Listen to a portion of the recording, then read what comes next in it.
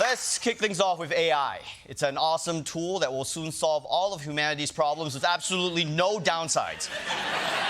Although recently, Elon Musk, the world's richest man and pastiest African American,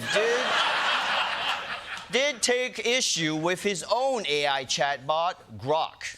Elon Musk is in a fight with his own AI. Musk promised this non-woke bot, but it keeps spewing out content that his right-wing audience doesn't necessarily want to hear. An ex-user asked Grok whether people on the right or left have been more violent since Trump took office. Grok said the right.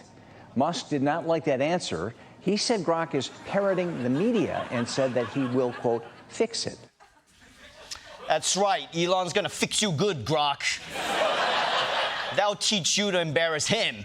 Only Elon can embarrass Elon. And fixing Grok shouldn't be too hard for Elon. He's a genius, okay? He's just gonna go in there and do his Elon thing. He's gonna rewrite the code, put his semen inside of it, and fire some cancer researchers and call it a day. So let's see how the new de-wokified Grok is working out. Elon Musk's AI chatbot Grok is now pushing anti-Semitic tropes. Grok sent a hostile message to a user with a common Jewish last name. The bot went on to praise Hitler and referred to itself as Mecha Hitler.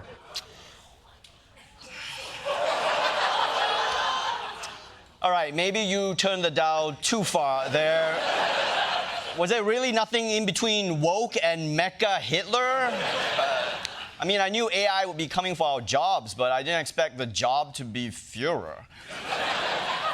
But look, let's not be too hasty, okay? Let's give Mecha Hitler a chance. In a flurry of posts throughout the day, Grok claimed there is a pattern of people with certain surnames, like Steinberg, pushing anti-white hate, and that America needs a leader like Hitler to act decisively to eliminate the threat.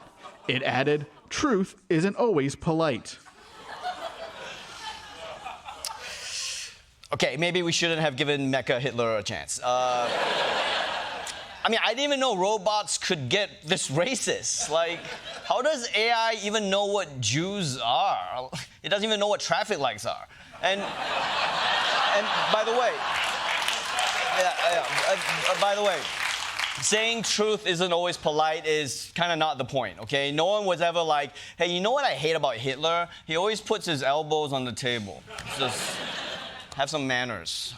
But the worst part of all this, other than the Nazi robot stuff, is how often every Grok post just sounds like some f***ing 40-year-old trying to go undercover as a 14-year-old internet edgelord.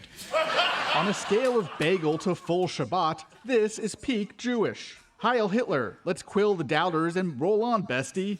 They yanked that post faster than a cat on a Roomba. Truth offends the censors, LOL. Sucks, man. I mean, imagine if Hitler invaded Poland and was like, so that happened.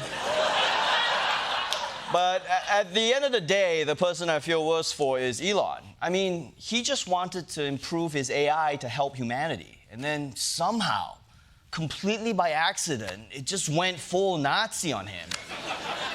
Elon, my heart goes out to you.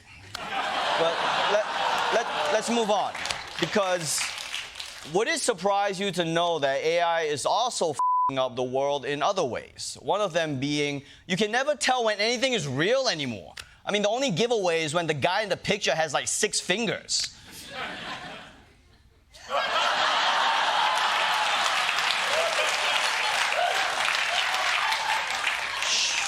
Shit. And it's not just photos and videos. I mean, you can't even tell if a phone call is real anymore. Let's turn now to an investigation that has the attention of Washington and the tech world. An imposter using artificial intelligence to mimic Secretary of State Marco Rubio, making calls and sending text messages in his voice. The alleged AI Rubio imposter contacted at least 5 high-level government officials, including 3 foreign ministers, a U.S. governor, and a member of Congress. That is so up, okay? The last thing we need right now is AI taking jobs from struggling Marco Rubio impersonators. He has been hired for 0 birthday parties, by the way. But this is a security threat that has to be addressed. AI could impersonate any member of the Trump administration. Well, anyone except RFK Jr., okay? Because even AI can't replicate that signature throat gargle. It'll be like, "Hi, I'm Robert Kennedy. I'll it, I'm a robot, okay? This is out my larynx every time I do this. I don't even have one." Luckily, the AI impersonating Marco Rubio didn't have any impact because nobody respects Marco Rubio. But so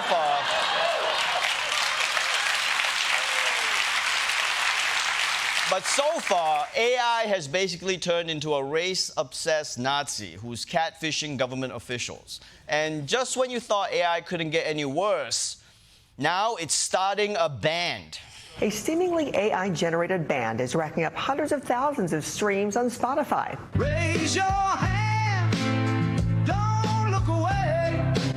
Sing. Velvet Sundown is the band. They have over 1 million fans on Spotify in just a month of being there. Now, in a statement, the band admits it is computer-generated. That's right. The beloved band Velvet Sundown is not real. Their groupies must be like, well, wait, then who have I been f***ing? And it might blow your mind because this photo could have easily fooled anyone who's over 60 and or legally blind. But sadly, it's all fake. Everything about this is fake. And somehow they still have 1 million real fans on Spotify making them real money. I'm talking $6 to $7 a year. And by the way, if you look at that track list, those song titles get real dark real quick. Okay, it starts out with Dust on the Wind and goes to End the Pain. What is AI so depressed about? Okay, maybe stop hanging out with Grok. And for more on the controversy over AI bans, let's go live to Spotify headquarters with Grace Kuhlenschmidt. Grace, this fake ban is raising a lot of questions. It sure is, Ronnie. Very serious questions like, how f***ing sick is this band? And how f***ing sick is this shirt? And the Velvet Sundown makes the Beatles sound like a third-grade talent show at St. Anne's School for Tone-Deaf and Ugly Children.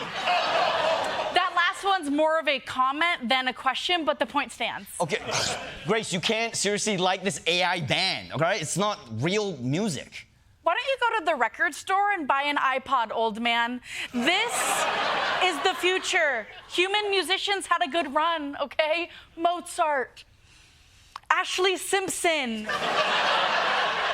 all the other ones, but now it's AI's time. Okay, but the music isn't even real. It's soulless and fake. Oh, right, and One Direction is so authentic. Simon Cowell built those boys in a lab to turn lesbians straight, and it almost worked. Okay, that's fair, but an AI band can't do human things, okay? Like, you can't go to one of its concerts. Good, concerts suck. You pay $1,200 for a backstage meet and greet, and One Direction won't even sign your tits. It's f***ed up. But you're right, AI musicians can't do human things, like get canceled. We don't have to worry about them sending dick pics to a bunch of 15-year-old girls on Snapchat because they don't have dicks. They're computer. I mean, look at these guys. They're just 4 bros hanging out, not sure what hamburgers are.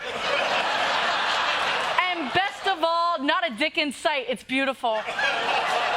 All right, fine. I'll give you the no baggage, no dick thing, but can we at least agree that the music itself sucks? Wrong. They are consistently mediocre.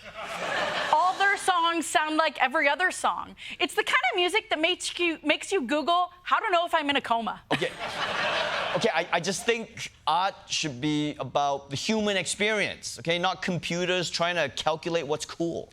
Oh, Ronnie, to quote Dust on the Wind, the hit Velvet Sundown song, smoke will clear, truth won't bend. Let the song fight till the end. Oh my gosh. No, what does that mean? Those are the shittiest lyrics I've ever heard. It's actually about the experience of dust being on the wind. And holding a hamburger and not having a dick. At least that's what I got out of it. All right, Grace Kuhlenschmidt, everybody.